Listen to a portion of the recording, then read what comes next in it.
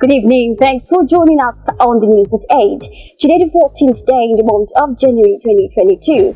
I am Grace Stokers in the first headlines. Senator O.G. Kalu reveals how he made money at young age from palm oil and fish trade as a student in Unimed. Nnamdi Kanu tells supporters to be peaceful ahead of Tuesday's court sections. Federal government to run a paperless government by 2030, says Pantami. God preserved me to become president of Nigeria, says Dele Momodu. Corruption has hurt Nigeria's image abroad and deprived us of FDI, says federal government. Ex-FRCN zonal director reviews the failure of journalists to fact-check stories, reducing media credibility. I ate human organs and sell body parts, prominent businessman confesses. Violent sports over Carabao Cup. Chelsea deserves to qualify for finals, says sports manager Conte. On AFCON 2021, no hiding place for Sudan, says Adepoju. Still on AFCON 2021, why Super Eagles will emerge champions, says Gion. We take commercials right back with the news station.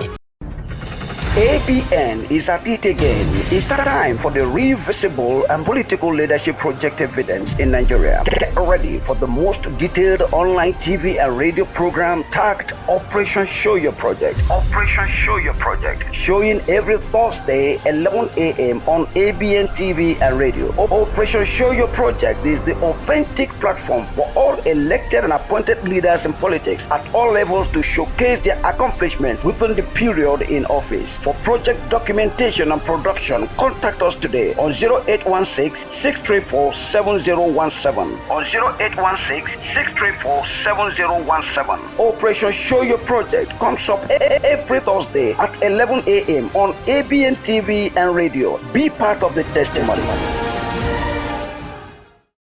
Welcome back and all the details. The Chief Whip of the Senate, Dr. O.G. Kalu, has said he made money at young age from trading on palm oil and fish as a student of University of Maiduguri, Unimed, Borno State.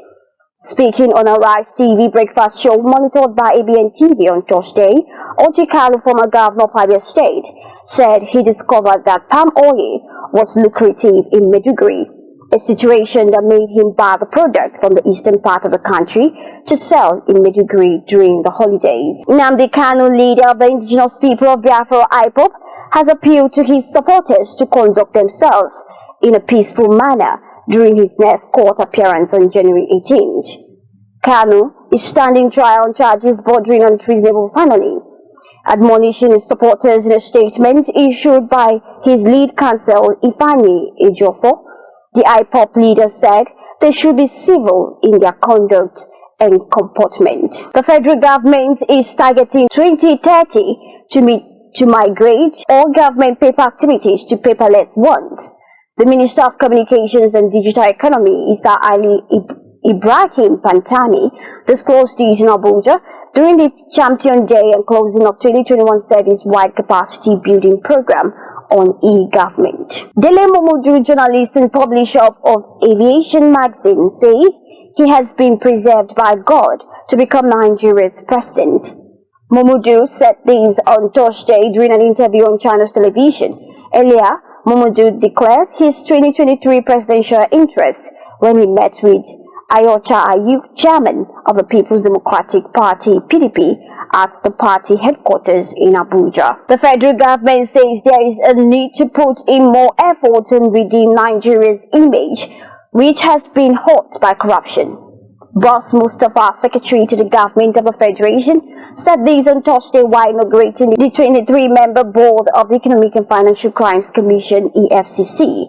The board is the first of its kind since 2015, when the president's administration came into power.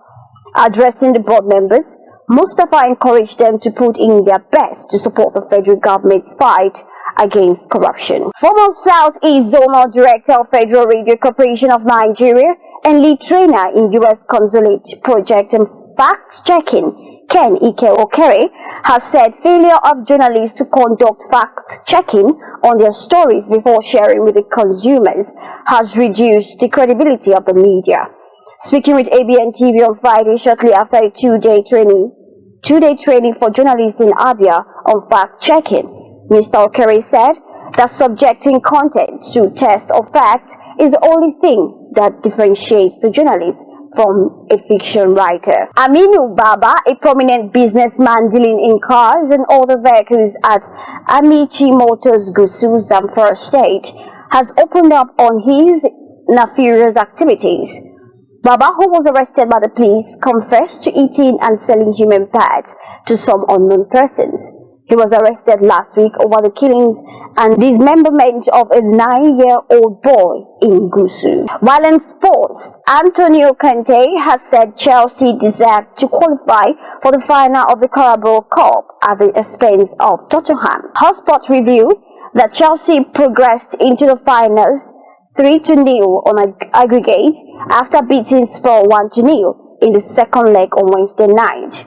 Coming into the game with a 2-0 advantage from the first leg, Antonio Rudiger scored the only goal in the reverse fixture. Former Nigerian midfielder Mutu Adepoju has predicted that the Super Eagles will overcome Sudan in Saturday's 2021 Africa Cup of Nations Group D game.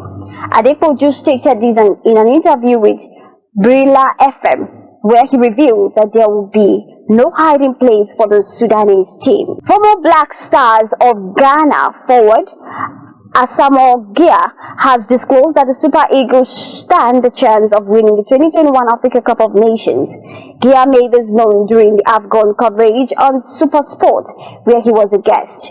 He noted the Nigerians' 1-0 win over Egypt shows that the determination and fighting spirit within the squad. And this brings us to the end of the news at 8. But before we go, recap our major headlines. Ex-FRCN Zonal Director reveals the failure of journalists to fact-check stories, reducing media credibility. Federal government to run a paperless government by 2030, says Pantami. While on sports, no hiding place for Sudan, says Adepoju. These and many more just on our platforms. Just log on to www.abntv.com.ng, and you can also follow us on our social media platforms being displayed on your screen.